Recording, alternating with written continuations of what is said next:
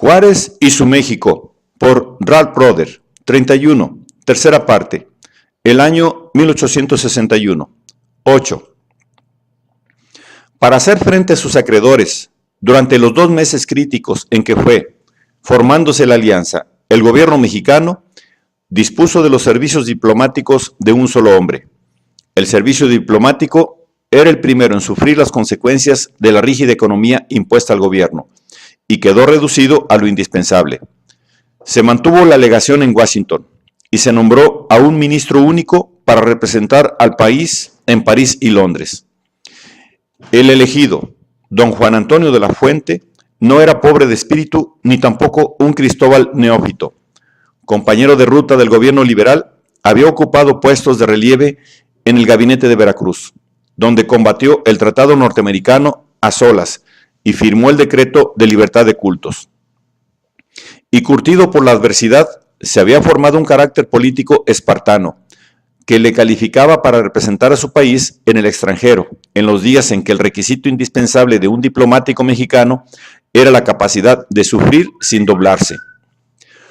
Como consecuencia de estas experiencias, se había formado también una cierta rigidez de carácter, defecto profesional de sus cualidades. Nombrado a principios del año, su salida se retrasó por la falta de fondos para cubrir los gastos del viaje, los que el ministro tuvo que sufragar de su propia bolsa. Y al llegar a París a mediados de abril, tropezó con otra demora en presentar sus credenciales, prolongada por el Quai d'Orsay, so pretexto de que Almonte no había recibido sus cartas de revocación. Y después de disputar el paso por 4 meses, ganó su primera victoria al ser recibido por el emperador en Saint-Cloud el 10 de agosto. Apesadumbrado por su pobreza y por la impopularidad de su partido en París, anticipaba una acogida poco favorable. Temía, según su propia confesión, una recepción fría, por lo menos, ya que no fuese áspera y agria, pero ha sucedido todo lo contrario, pues el emperador ha mostrado en todo la más exquisita benevolencia. Tan grata sorpresa, sin embargo, no le subió a la cabeza, y sin dejarse deslumbrar por las amenidades del ceremonial, las templó con las reservas mentales del caso. No he podido calificar como decisivamente favorable la recepción lisonjera que me ha hecho el emperador, añadió, hasta no ver que en los negocios gravísimos de los bonos Hecker y de la nueva convención francesa, las reclamaciones de M. de Saligny son menos exigentes y belicosas. La benevolencia del emperador no borraba la recepción de M. de Touvenel 10 días antes. Las amenazas de M. de Saligny avisó a su gobierno en aquella fecha, las expresiones descompasadas que M. de Touvenel empleó en nuestra conversación, la declaración que él mismo hizo de que aprueba todo lo hecho allá por M. de Saligny, son tan fuertes, tan intempestivas e inconsideradas demandas como las que se intiman al gobierno constitucional, mientras se prodigan los miramientos a los retos sin vida que hay por acá de la reacción, en que incluyo a Almonte, que conserva buenas relaciones con el emperador, y a Miramón, mismo que con su esposa fue convidado a las fiestas de esta corte. Los esfuerzos que los dueños de la deuda británica en Londres hacen por inclinar al gobierno inglés a tomar con nosotros el tono de un rigor malévolo, como lo han logrado en muchas partes. La pretensión de intervenir en la recaudación de las rentas federales para tomar los dividendos de la deuda inglesa. Los deseos de que el corresponsal del Times de Londres ha sido eco, proponiendo la intervención política de Inglaterra en nuestros días, que es también lo indicado por el corresponsal del diario de Frankfurt. Y más que todo, la unión de Francia y de Inglaterra, confesada por M. de Touvenel y por Lord Russell, dirigida a abrumar al gobierno legítimo de la República que ningún daño les ha hecho, mientras conservan con el gobierno que los había agraviado una correspondencia de buena amistad o de tolerancia por lo menos. Todo esto, señor ministro, me autoriza a concluir que hay algún designio serio contra la República por parte de Francia e Inglaterra, o que fácilmente podrán los gobiernos de estas dos últimas naciones llevar sus exigencias hasta herir profundamente la soberanía de México y hacer imposible el gobierno liberal en su constitución. El catálogo delator era elocuente, y con estos presentimientos de un golpe inminente y estas pruebas de una campaña dirigida a movilizar la opinión pública en contra de su gobierno, se presentó en Saint Cloud y escuchó al emperador, que le expresó su simpatía por un país destrozado por la guerra civil y amenazado por la invasión norteamericana, su deseo de conservar su independencia y el pesar que experimentaba al observar que un país tan hermoso fuera tan desgraciado. Cogió al emperador en vísperas de salir de vacaciones, y lo que oyó, en realidad, era la calma siniestra, señal de agua antes de Biarritz. 3 semanas más tarde, las primeras noticias de la moratoria en México llegaron a París, dando la razón a sus presentimientos. Reconociendo la coincidencia de la crisis con un plan premeditado de agresión que ya había tomado forma antes y que habría tomado cuerpo sin esa transgresión, se dio cuenta de la fatalidad de la quiebra y de la futilidad de oponerse a las fuerzas que conspiraron para provocar la crisis. Pero hizo un esfuerzo concienzudo para conjurar el peligro, poniendo una nota a Touvenel en que le pidió suspendiera la regla que limitaba las audiencias a un día por semana, y que en vista de la gravedad de las circunstancias le concediera inmediatamente una entrevista, con el fin de comunicarse con su gobierno. 3 días más tarde, el ministro lo recibió, y la conferencia terminó en pocos minutos. Touvenel se negó a recibir sus explicaciones, y abandonándose a la exaltación más desenfrenada, le dijo: «Hemos aprobado enteramente la conducta de M. de Saligny. Hemos dado nuestras órdenes, de acuerdo con Inglaterra, para que una escuadra compuesta de buques de ambas naciones exija al gobierno mexicano la debida satisfacción, y vuestro gobierno sabrá por nuestro ministro y por nuestro almirante cuáles son las demandas de Francia». Luego, irritado por su propia excitabilidad, Touvenel habló por Touvenel. «Nada tengo contra usted», añadió, «y deseo que los acontecimientos me permitan dirigirle palabras amistosas». El mexicano lo salvó de su confusión cortando la conferencia y retirándose con una protesta tiesa. Cogida la bofetada, no le quedaba más remedio que suspender las relaciones, y desempeñó su última función con una nota que no necesitaba respuesta. Había contemporizado 4 meses, había representado a su país 4 semanas, y había cumplido su misión forzando la puerta y saliendo por la ventana. Por el mismo correo que le informaba de la moratoria, de la Fuente recibió una carta de Juárez, que contenía precisamente las aclaraciones que pensaba comunicar a Touvenel. El mes de junio último, como sabrá usted, ha sido fatal para nosotros, le informaba el presidente. El amigo Campo fue arrebatado al seno de su familia por el español Lindoro Cajiga y conducido al campo de Zuluaga y Márquez, que le mandaron asesinar. Degollado y Valle, rendidos en el combate, fueron fusilados por orden de Márquez, que ya no tiene más bandera que el robo, el asesinato y el incendio. Estos bandidos han podido permanecer armados y guarecidos en los bosques, merced a la miseria que ha impedido al gobierno pagar una fuerza numerosa que los persiga. Sin embargo, se han hecho todos los esfuerzos posibles. Hemos recurrido a la suspensión de la deuda interior, hemos impuesto préstamos forzosos y hasta hemos aprisionado a muchos de nuestros propietarios para obligarlos a la exhibición de las cuotas que se les han señalado. Y aunque estas medidas violentas nos han dado el resultado de que se sistematice la persecución del enemigo, no podíamos seguir manteniendo nuestras fuerzas, usando de los medios violentos de la fuerza, y no podíamos suspender la guerra sin entregar a la sociedad al robo y al saqueo y una disolución completa. Nos hemos visto, pues, en la situación triste, pero inevitable, de suspender todos nuestros pagos, incluso los de las convenciones y de la deuda contraída en Londres. Mientras hemos podido hacer frente a nuestros gastos aún durante la lucha de 3 años, nos hemos abstenido de recurrir a este medio. Pero hoy nos es ya imposible vivir, salvar a la sociedad y reorganizar nuestra hacienda para poder satisfacer más adelante nuestros compromisos con la debida religiosidad.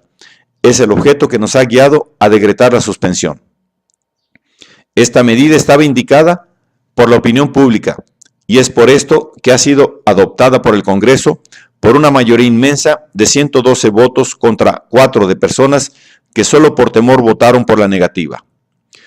Como verá usted, en las comunicaciones que se han cambiado, los señores ministros y especialmente el señor Saliñi mezclan algo de pasión en sus contestaciones, lanzan inculpaciones que deberían omitir contra el infortunio y usan de un tono que no sienta bien a representantes de naciones poderosas e ilustradas. Yo espero que el emperador Napoleón y la reina Victoria nos juzgarán y nos tratarán de otra manera cuando usted les manifieste nuestra situación. En esta convicción hemos adoptado la medida expresada y estamos resueltos a llevarla a efecto, afrontando con ánimo firme los riesgos y peligros que pueden sobrevenir, que siempre serán menos desastrosos que el suicidio que de presente nos amaga. Después de su experiencia en París, De la Fuente juzgó por demás repetirla en Londres, porque es casi seguro que este paso nos atraería un nuevo desaire, como el que acaba de hacernos aquí, explicó a su gobierno. Me mueve también a juzgar de este modo la noticia ya bastante atendible de que en Inglaterra es donde ha nacido y donde más boga tiene la infame intriga de la intervención europea en la política y gobierno de nuestro país. Cerradas las puertas oficiales, la única posibilidad de influir en o contra los gobiernos era la de acudir a la opinión pública, y de aquel recurso también era inaccesible. La opinión pública significaba, si es que algo significaba, la opinión parlamentaria, y los parlamentos de ambos países estaban en recreo. O la prensa. La carta del presidente vino acompañada de una letra de cambio por 5,000 pesos para conseguir una audiencia de la prensa. Pero en París la prensa, además de estar controlada, no era lo bastante venal para ladrar por 5,000 pesos. En Inglaterra, los órganos gubernamentales andaban voceando la intervención y el ministro acompañó su despacho con algunos cortos y un caveat. Vuestra Excelencia podrá ver, por las publicaciones de Londres, que comienza a mostrarse a las claras, gracias a la situación desastrosa de los Estados Unidos, el plan de una intervención europea en la política y gobierno de nuestra República.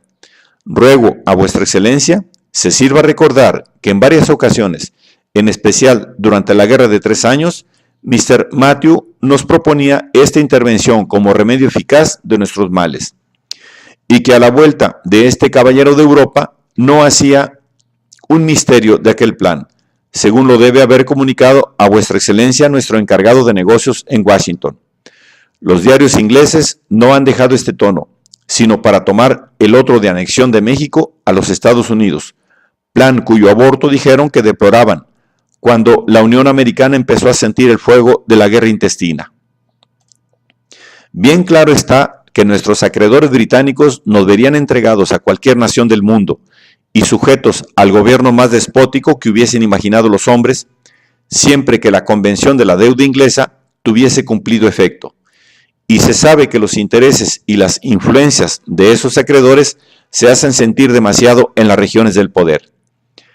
Atascados, pues, todos los conductos de la opinión pública, el diplomático optó por el único recurso que le quedaba y se radicó en París con esperanza de penetrar el pensamiento capital de Francia y de Inglaterra con relación a México. París era el puesto de escucha de Europa, y aunque sin poder hacerse oír allá, podría abrir los oídos por lo menos al ruido de la maquinaria, y a aquel puesto de socorro se agarró encallado. La maquinaria rechinaba bastante fuerte para que le infundiera algunas esperanzas.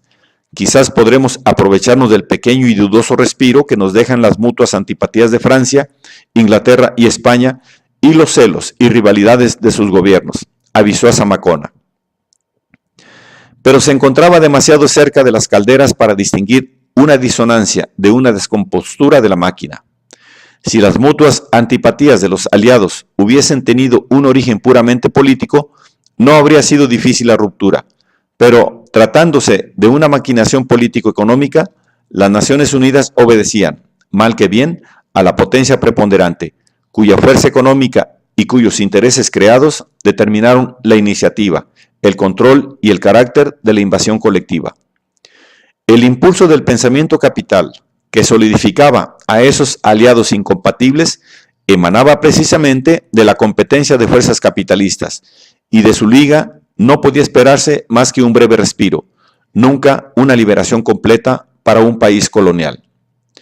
La nota fundamental de la empresa era la fricción, y la fricción era la prueba de que la combinación funcionaba bien, y apoyándose en esa nota, el ministro recomendó a su gobierno que se retractara a tiempo, rescindiendo la moratoria del 17 de julio, costare lo que costare, ya que para vivir había que ceder, y México había llegado otra vez al punto, como en el caso del Tratado Norteamericano, en que la vida no era más que una concesión capitalista. En México, el gobierno ya había anticipado su advertencia. La situación apremiante que provocó la moratoria pasó tan rápidamente como se había presentado. Los primeros días de agosto, González Ortega alcanzó a las fuerzas de Márquez y las derrotó. Y aunque el resultado no era decisivo, el alivio permitió al gobierno repensar el expediente de la suspensión de pago y adoptar providencias para detener la coalición que se tramaba en Europa. El progreso alcanzado por un rumbo facilitaba la retirada por otro. No obstante, al obligar al gobierno a recurrir a tales extremos y provocar la crisis, Márquez había logrado un triunfo formidable, que su derrota no llegaba a borrar. La victoria de González Ortega disipaba solo los fantasmas de la pesadilla, y a Zamacona le tocó dispersar su ralea y aplacar a las potencias irritadas. Con una de ellas no había modo de entenderse. M. de Saligny era intratable. Poco antes de declarar la moratoria, el gobierno había tratado con los acreedores de la Convención Francesa ofreciéndoles pagarés afianzados con bienes del clero, que éstos se inclinaban a recibir. Pero al consultar con su ministro, recibieron la intimación de rechazar todo arreglo. Si alguna duda había de que obraba como agente provocador antes del 17 de julio, su conducta posterior la disipó por completo. La vuelta de González Ortega a la capital fue celebrada por turbas vociferando y desfilando por las calles principales. Y algunos días más tarde, el cuerpo diplomático se presentó ante Zamacona para protestar contra un atentado a la vida del ministro francés, realizado durante la manifestación. Sorprendido al recibir la denuncia en tal forma, sin aviso previo de la policía, Zamacona ordenó una investigación inmediata de los hechos. Los testigos concordaban en declarar que la actitud de los manifestantes al pasar frente a la legación francesa era pacífica. Nadie había oído los gritos de «Muera Francia», que motivaron la protesta, ni observado indicación alguna de hostilidad contra el ministro. Algunos gritos hubo de «Muera la reacción», que nadie suponía dirigidos contra él, y algunas estrofas de la Marsellesa entonadas por la multitud que nadie suponía ofensivas a su bandera. Al atentado contra su vida, el único testigo era la víctima. Según su deposición, se encontraba en el patio de su casa al atardecer, cuando se dio cuenta de una detonación y vio que la columna en que se apoyaba había sido rasada por una bala. La policía estudió la casa y la deposición, trazando la trayectoria del balazo que nadie había oído hasta un punto que nadie alcanzaba de la vista. Y el cuento erró el tiro tan evidentemente como el cartucho exhibido por la víctima en comprobación del cargo. Al llegar a este punto, la policía abandonó la investigación, pero las pesquisas pusieron en evidencia algunos hechos a los cuales la prensa dio amplia publicidad, advirtiendo que el ministro daba asilo y auxilio a un general reaccionario buscado por la policía y que la legación de Francia servía de centro de comunicaciones con el enemigo y de confabulaciones llevadas a cabo con inmunidad diplomática. Prudentemente, sin duda, M. de Saligny se calló, aunque sin sobreseer. En su informe a París, capitalizó el atentado representándolo como la culminación de un sistema de terror calculado y afirmó, en comprobación del cargo, que obraban en su poder cartas anónimas en que amenazaban con sangre y fuego a los franceses residentes en la capital. Nuestros nacionales no se han dejado intimidar con estas maniobras, añadió denodadamente, que todo el mundo atribuye a agentes subalternos del gobierno. A esta aseveración faltaban también los testigos presenciales, pero nunca le faltaban recursos y poco le importaba la contradicción. Lejos de representar a la colonia francesa, predominantemente liberal en sus simpatías, el ministro era el blanco de censuras hasta de sus miembros más conservadores, que vieron un peligro para sus intereses en su carácter pendenciero, y un grupo de banqueros y comerciantes prominentes redactaron una protesta contra sus actividades, testimonio que Zamacona se apresuró a remitir a París con la esperanza de que su representante en Francia lo aprovechara, y sin tomar en cuenta que la corrección de calumnias, aún en las circunstancias más favorables, siempre llega tarde. Contra M. de Saligny no había defensa posible, y la actitud adoptada por Zamacona para desarmarlo era la táctica más imperdonable. No le hizo caso. Al ministro francés no se podía pasarlo por alto con impunidad. Ya se lo había pasado por alto con harta confianza para su propio bien y para el bien del país. Y se hallaba aislado ahora por las negociaciones iniciadas por Zamacona con el ministro británico. Indignado por la deserción de su colega, M. de Saligny se internó en la legación, acumulando sus agravios en anticipación del día de desquite y aliviando su bilis con informes inflamables dirigidos a Cuba. La protección de los súbditos españoles, heredada del señor Pacheco, le suministraba el medio más accesible para contrariar la influencia inglesa, y en su correspondencia con el capitán general de Cuba se empeñó en irritar la paciencia de España, a quien también se había pasado por alto con excesiva incuria, y en descargar el rencor congestionado que generaba en los oídos hospitalarios del mariscal Serrano. Con el ministro británico, Zamacona corrió mejor suerte. Wyke no era intratable. Irritado sí, pero no irreconciliable.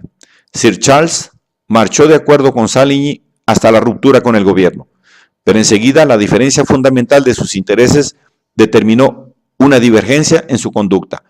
Wyke no tenía miras inconfesables ni propósitos ulteriores, y no estaba desprovisto de escrúpulos.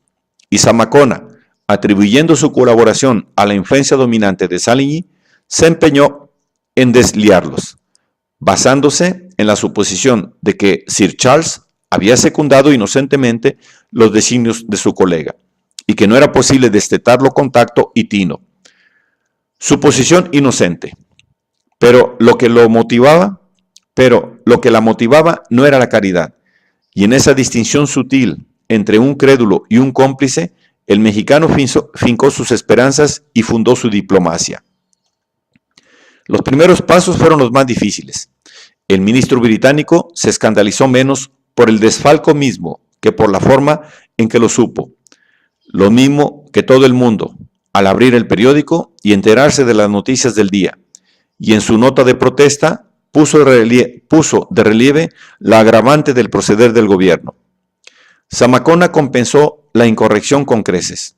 En materia de formalidad era un maestro y prodigó toda la amenidad de un apologista consumado en modificar al antagonista, pero al principio sin otro resultado que aumentar su cólera, ya que Sir Charles tenía un hígado, un motivo legítimo para ventilarlo y un dominio muy limitado del lenguaje diplomático, y la facilidad con que las lenguas sueltas de México sorteaban todas sus dificultades a fuerza de fraseología exasperaba su indignación. Apenas sí Zamacona pudo captar su atención, pero resultaba menos difícil escuchar que responder interminablemente a sus miramientos intolerables.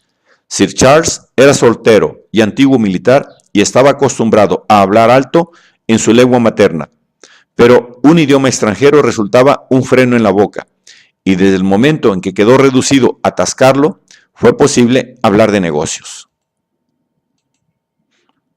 Progresar era difícil, sin embargo, porque desde el principio el ministro británico insistió en la revocación de la moratoria, no como el objeto, sino como el preliminar de la discusión.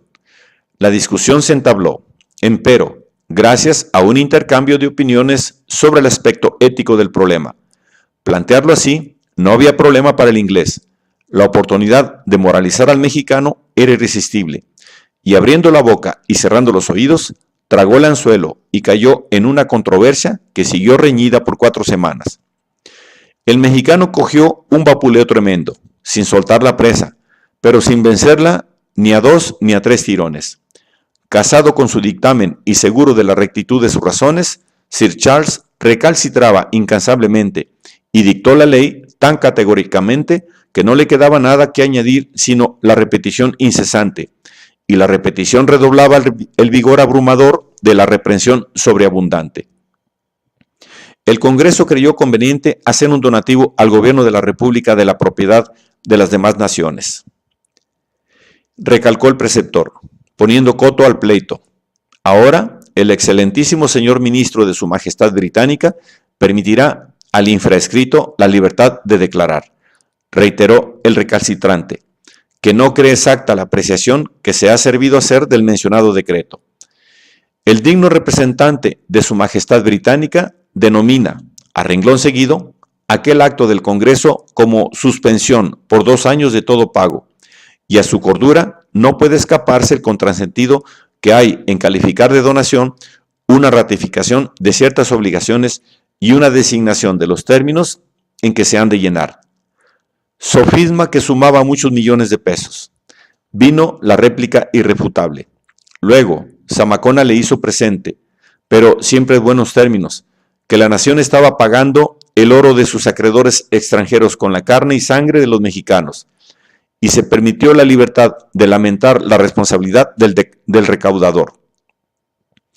Triste cosa sería si la historia tuviese que referir que después de largas agitaciones y extravíos, llegó por fin un día, para esta república, en que la administración vino a manos de hombres que, sin ser espíritus ni estar inspirados más que por el patriotismo y la experiencia, se atrevieron a hacer un esfuerzo supremo tan sincero y decidido como no se ha hecho nunca, por fundar en México el imperio de la razón y de la moral, y que sus afanes se estrellaron en la preocupación escéptica de las naciones más cultas del globo con respecto al porvenir y a la regeneración de esta república. Pero nada pudo el imperio de la razón y de la moral contra el imperio británico. Este contrasentido lo expuso Wyke al contestar: lo malo nunca sale bueno, porque es un axioma consabido que la expoliación como fuente de recursos se agota pronto. Y para asentar la regla una vez para siempre, Sir Charles inició al mexicano en el abecedario de la moral. Un hombre que se muere de hambre no puede justificar a sus propios ojos el hecho de robar un pan, invocando la necesidad imperiosa que le obliga a robar. Pero tal argumento no puede justificar, desde el punto de vista moral, la violación de la ley, que permanece tan positiva, aparte de todo sentimentalismo, como si el crimen careciera de defensa. Si en realidad el hombre padeciera hambre, hubiera debido pedir al panadero primero que aliviara su hambre. Pero proceder sin permiso y de su libre arbitrio es hacer exactamente lo mismo que hizo el gobierno mexicano en estas circunstancias. Pero el panadero fiscalizaba a un analfabeto, y más discurrió el hambriento que el letrado. El excelentísimo señor embajador de Su Majestad Británica se ha servido de un símil cuya inexactitud salta a los ojos, objetaba Zamacona, recapitulando sus razones una vez más en el lenguaje más sencillo que le permitía su educación. Todo eso era hablar alto al sordo. Wyke siguió tratando la cuestión en cosa juzgada, teniendo a raya al casuista incorregible, defendiéndose contra las circunlocuciones en que se veía envuelto y salvando la moralidad de su raza a costa de su diplomacia. Y el altercado se prolongó en una fútil disputa sobre la prioridad de los derechos de propiedad y de los derechos humanos, sin resultado más que el de mantener el contacto que Zamacona estaba resuelto a no perder. Los méritos de la cuestión aparte, los honores de la disputa los llevó el mexicano, manteniéndola dentro de los límites diplomáticos y conservando un tono de urbanidad indomable, que agobiaba a su adversario y tenía otra ventaja a su favor.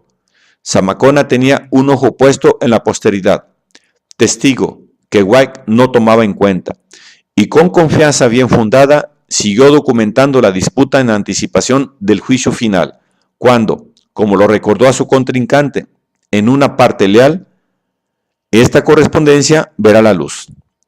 Advertencia inútil. El pez que se moría por la boca no alcanzaba a ver la luz. Cansado pero invencible, White siguió insistiendo en la capitulación incondicional y como Zamacona no tenía nada que ofrecer sino preces y persuasivas, no se hubiera realizado progreso alguno a no ser por la intervención de un tercero. El avenidor era el ministro norteamericano. Un cataclismo había mejorado las relaciones de México y los Estados Unidos. Mientras una nación se libraba de sus convulsiones intestinas, la otra se hundía en la guerra secesionista, y las relaciones de los dos pueblos se cambiaron tan radicalmente que casi llegaron a invertirse. Por primera vez en la historia, un gobierno mexicano se vio cortejado. La administración de Lincoln desplegó tino en la selección de un nuevo ministro en México, y la designación era todo un acierto.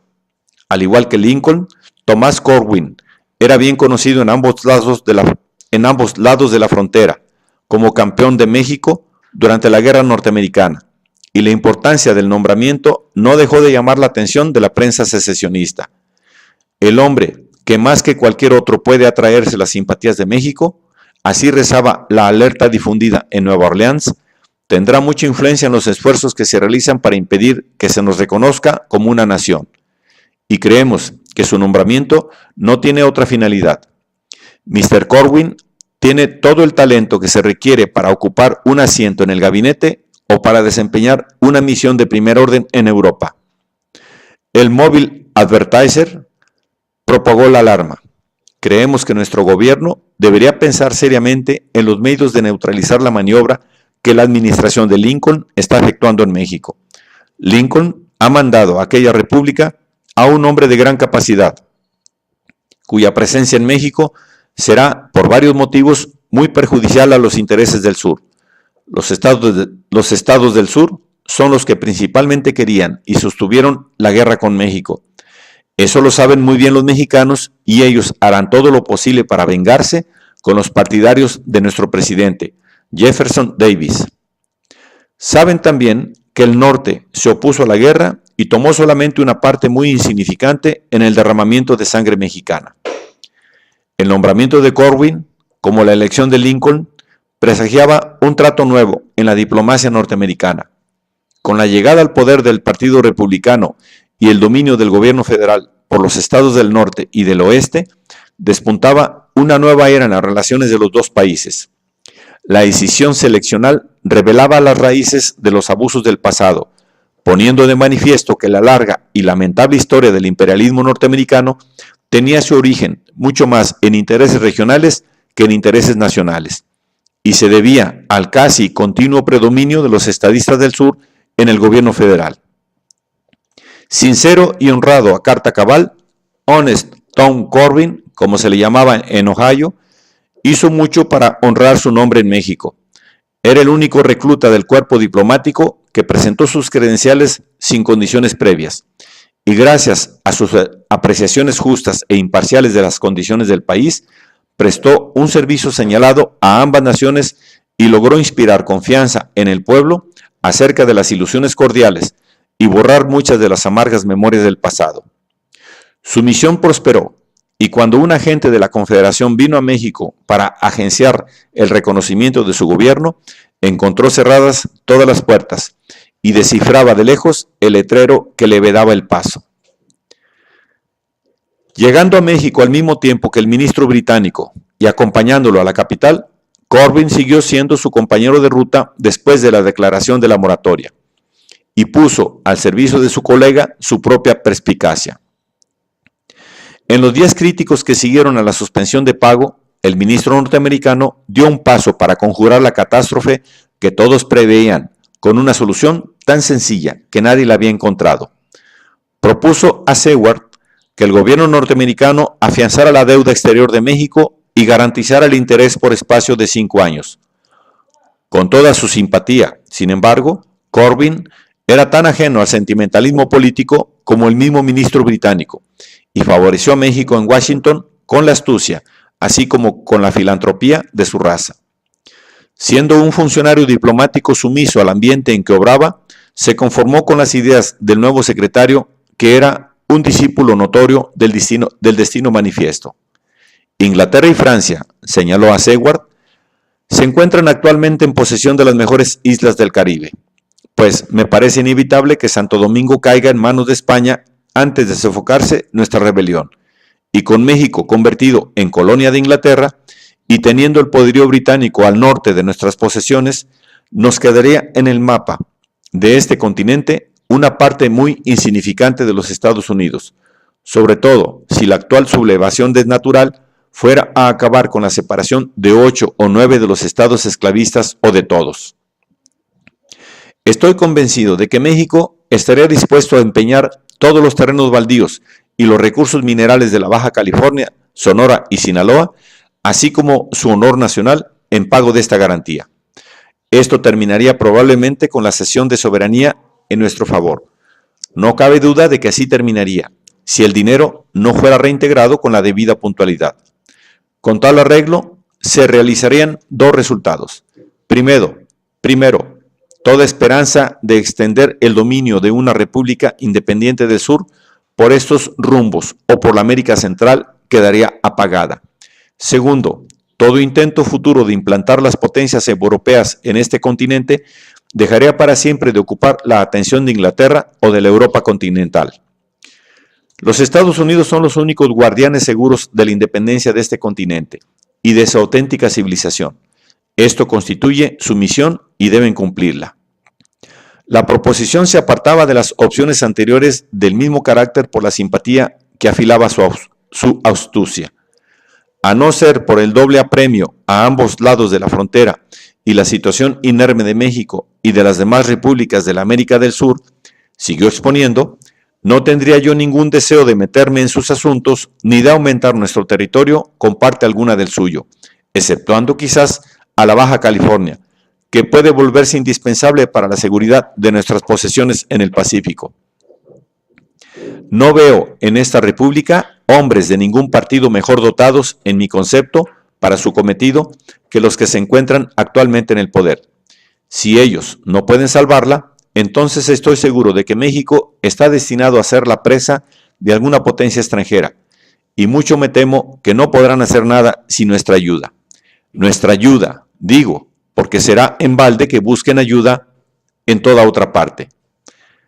La ayuda así propuesta era valiosa precisamente porque no era desinteresada. Seward aprobó la idea y Corwin fue autorizado a discutirla con el gobierno mexicano. No faltaba más para que el ministro británico, reducido a la sazón, se resolviera a entenderse con Zamacona. El empate quedó roto. Gracias al espolazo de la mediación y de la competencia norteamericana, el negocio inglés cobró fuerza. El negocio norteamericano, en cambio, quedó estancado. Ningún gobierno mexicano, y mucho menos el gobierno escarmentado por el Tratado McLean, podía consentir, por extremos que fueran sus apuros, en la hipoteca propuesta por Corwin. Pero como equivalente, Zamacona propuso la reducción de las tarifas aduanales en un 50%, por espacio de 5 o 10 años. Corwin se negó a recomendar esta oferta por temor de antagonizar a Inglaterra y Francia, y porque carecía de ventajas reales. Puesto que el trato de nación más favorecida estaba garantizado por tratado a ambas potencias, los respectivos ministros pedirían automáticamente el mismo beneficio. Y así sucedió. White adoptó la proposición rechazada por Corwin, siendo más provechosa para él que para el norteamericano, porque las altas tarifas aduanales perjudicaban al comercio británico, cuyo volumen era el doble del norteamericano, en aquel entonces el más bajo en el mercado. Además de eliminar el peligro de un empréstito norteamericano, la solución era recomendable por otros motivos. A la sombra de las altas tarifas aduanales, se había desarrollado un pingüe negocio de contrabando, acaparado por los ingleses, que defraudaban al gobierno mexicano de la mitad de sus rentas. Y como White era la probidad en persona, se dio cuenta de la necesidad de una limpieza en casa propia y convino, a cambio de una fuerte ganancia material, en una reducción de las tarifas aduanales que conciliaba el comercio y la moral. Sobre esta tabla de salvación, la negociación llegó a feliz término. Al cabo de 3 meses de arduas labores, Wike se declaró satisfecho con una concesión que reducía también los derechos de los tenedores de bonos a un plan razonable y de relativa insignificancia. Les expliqué, informó a Lord Russell, que toda vez que México favoreciera el comercio con la reducción de las tarifas, no tenemos el derecho de insistir en que mutilara sus recursos para cubrir las cuentas de los tenedores de bonos o para fijar el marchamo exacto asignable a cada corte de tela de camisas que entraran al país. Pero Lord Russell también era acreedor a una explicación de la conversión milagrosa, merced a la cual su agente hablaba ahora el lenguaje de Zamacona, o más bien dicho, de Corwin. Pero tal fue el efecto del favor comercial desechado por el norteamericano y obsequiado al británico por el mexicano en una gran barata diplomática. Corwin había curado a su colega de la enfermedad diplomática de un agente viajero, y Wike, adoptando otra idea original de su amigo norteamericano, había adquirido su actitud simpática hacia México. El sentimentalismo representaba también una ventaja comercial. El 21 de noviembre se tenía redactada una convención que abarcaba los puntos más difíciles en disputa y que permitía el restablecimiento de las relaciones normales entre la Gran Bretaña y México. El statu quo ante del 17 de julio quedó establecido, mas la enmienda aduanal y los derechos de los tenedores de bonos quedaban a salvo con una estipulación para el nombramiento de interventores británicos encargados de la recaudación de los ingresos. Pero faltaban varios otros factores que Wike no había tomado en cuenta. Uno era la legación de Francia. Por 3 meses, M. de Saligny había seguido los progresos de la negociación con una agitación cada vez más aguda. Y la conclusión del convenio le proporcionaba el cerramiento de razones para enemistar a España con México y la Gran Bretaña, pues todas las anteriores surtieron poco efecto en el ánimo del mariscal Serrano. Pero España está amenazada en el extranjero por otros peligros y motivos de inquietud, informó al capitán general de Cuba en noviembre. La legación francesa, fiel a la política franca y leal que ya conoce usted, tiene concertado, o más bien dicho, concluido, un acuerdo que ha agitado la opinión pública por todos lados y que es imposible, en mi concepto, que se le pruebe en Londres. Pero la legación de Francia está más alejada que nunca de un acomodamiento, y además de la cuestión a la cual se refieren las órdenes que acabo de recibir del gobierno imperial y que se niegan a admitir aquí, se han verificado nuevos incidentes más graves aún que los del mes de agosto, que hacen imposible mi permanencia en esta capital, en donde no solo se ataca a Francia y a su representante diaria y escandalosamente en la prensa, sino se amenaza mi vida públicamente por el jefe de policía, un delincuente consumado y un antiguo salteador de caminos reales, notorio por los muchos crímenes que ha cometido y que ha pasado muchos años de su vida en las cárceles de Chapala y en la Ciudad de México. Estoy preparándome, por lo tanto, para salir acompañado por toda la legación, y tengo la esperanza de ver a usted en México, convencido como le estoy de que usted vendrá con el mando de la expedición. El viraje brusco, realizado con tanta duplicidad como necedad por Wike, diplomático negrero, queda aclarado por la respuesta de mi colega a una persona que le expresaba su sorpresa por la actitud de la legación británica. ¿Qué le voy a decir? Experimentamos una repugnancia invencible a participar en cualquier acción común con España, sea cual sea la cuestión, y sobre todo viendo a Francia a espaldas de España. La convención Wike-Zamacona, amenazando con satisfacer las demandas de la Gran Bretaña, eliminar la necesidad de una expedición punitiva y propiciar la paz, sacó a M. de Saligny de su cautiverio esplínico y le puso en actividad furibunda. Pero sus esfuerzos para precipitar la intervención desde el punto de vista más cercano y más accesible quedaban en nada. La negociación británica fracasó. La estipulación que entregaba las aduanas al control de los interventores británicos era el último obstáculo, pero un obstáculo insuperable, y por motivos meramente sentimentales. Zamacona atribuyó el fracaso a la dificultad de introducir al presidente a que entendiera la cuestión correctamente, pero el Congreso se mostró igualmente obtuso y rechazó la convención por la condición expresada, aunque aprobando la rescisión del decreto del 17 de julio al mismo tiempo en evidencia de su disposición conciliatoria. Pero la concesión exigida por White 4 meses antes ya no le satisfacía, y agotada su paciencia por las quisquillas mexicanas, puso al gobierno en el caso de optar entre el pacto y sus pasaportes. El gobierno aceptó el ultimátum, el Congreso se negó a embolsar el sentimiento nacional y Zamacona renunció.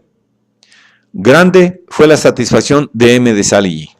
Aquí tiene usted más noticias, informó a Serrano al día siguiente. El famoso acuerdo con que White sacrificaba sin vergüenza todos los principios invocados con anterioridad por Inglaterra, de acuerdo con Francia, produjo ayer una revuelta grave. Y acabo de saber que a horas avanzadas de la noche, el Congreso rechazó el convenio. White está furibundo y está preparándose para salir. Ahora más que nunca puedo decir, diplomacia de negrero. Sin embargo, el fracaso del convenio no era más que un respiro, que apenas aliviaba su inquietud, y 24 horas más tarde siguió asusando a Serrano con la misma ansia febril. En el corto, incluso, encontrará usted otras pruebas del doblez y de la necedad del ministro británico, así como revelaciones muy curiosas de una alianza proyectada entre México, Inglaterra y los Estados Unidos contra Francia y España. Le acompaño a usted el tract de unión y 2 extractos del Siglo, en los que encontrará usted curiosos detalles de la convención rechazada anteayer. Cada artículo de este raro documento revela la astucia y la mala fe del gobierno mexicano, no menos que la increíble ingenuidad de la pérfida Albión. Se dice que el tratado White será sometido otra vez al Congreso. Mucho me extrañaría si el segundo intento tuviera más éxito que el primero. El número de votos contrarios, 70 en contra de 29 en favor, me parece indicar un entendimiento secreto condoblado para derrocar a Juárez. No me sorprendería si él y sus ministros tuvieran que huir dentro de los próximos 15 días. Insisto en que, si usted piensa obrar, no hay tiempo que perder. Sus temores carecían de fundamento. Aunque el fracaso del tratado no le reconciliaba con su colega británico, restablecía automáticamente su colaboración. White no tuvo más remedio ahora que adoptar una posición intransigente. El juicio perentorio de un corchete que llevó a México en mayo estaba plenamente justificado cuando cerró las puertas de la legación en noviembre, y con la experiencia adquirida ya podía soltar con la conciencia limpia la impaciencia de un convaleciente tieso. Había agotado todas las posibilidades de conciliación razonable. El esfuerzo, aunque frustrado, no se perdió del todo, y antes de salir de la capital, creyó de su deber rendir un tributo muy merecido a 2 de sus colaboradores. Solo me queda expresar ahora, a su señoría, escribió a Lord Russell, mi alta apreciación de la conducta de Mr. Corwin en todo el curso del negocio. Me prestó su apoyo del modo más honorable, y al enterarse del rechazo de mi convenio por el Congreso, se negó absolutamente a anticipar al gobierno un solo dólar del proyectado empréstito americano. Tampoco puedo pasar en silencio los servicios del señor Zamacona, el ministro de Relaciones Exteriores. Él, por lo menos, ha sido sincero en secundar mis finados esfuerzos, y su renuncia es la prueba de que a toda regla habrá siempre una excepción, hasta en México. Sus finados esfuerzos estaban condenados por Lord Russell a fracasar. De todos modos, su señoría había eliminado la posibilidad de un arreglo pacífico luego que se enteró de las negociaciones de su representante, señalando que las condiciones propuestas satisfacían las demandas individuales de la Gran Bretaña, pero que no brindaban garantía alguna de que el gobierno mexicano las respetaría más lealmente que los acuerdos y las estipulaciones anteriores. La convicción tan asiduamente inculcada en su mente por su agente, en el sentido de que la bancarrota en México se debía a la irresponsabilidad y a la insolvencia moral de su gobierno, y que la insensatez andaba al parejo con la mala fe y la incompetencia, con la corrupción, se había arraigado tan firmemente que ya no se podía rectificarla o retractarla después de firmar la Convención de Londres, que no tenía otra razón ostensible para proceder con el secuestro de bienes del culpable. Es más, los finados esfuerzos de White como avenidor incomodaron a su gobierno. Cuando se comunicó a Londres la solución concebida por Corwin, no fue fácil rechazar la oferta norteamericana y producir una razón plausible para desechar la garantía de los Estados Unidos. Pero Lord Russell no era sobornable por un rival comercial, y el mismo gobierno norteamericano le brindaba la razón que le faltaba. El precio del empréstito nulificaba su valor político, como el ministro de los Estados Unidos en Londres no tardó en señalar a Seward. Usted me permitirá una sola observación sobre la importancia de desvestir a los Estados Unidos de toda apariencia de interés personal o egoísta en la acción que pueden creer conveniente adoptar, informó Adams. La interpretación habitualmente adoptada en Europa es que su gobierno está dispuesto a resistir toda intervención extranjera en México, no porque se inspira en principio alguno, sino simplemente porque piensa, al correr el tiempo, absorber al país entero por su propia cuenta. De ahí que cualquier proposición como la que he tenido el honor de recibir, basada en la hipoteca de porciones de territorio mexicano en garantía de compromisos contraídos por los Estados Unidos, naturalmente provoca la protesta que tal paso no es más que el preliminar de la ejecutoria inevitable.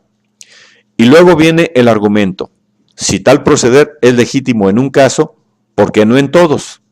Pero el comentario más cruel hecho al plan norteamericano de mediación lo hizo el mismo Lord Russell al invitar al gobierno de los Estados Unidos a participar en la expedición.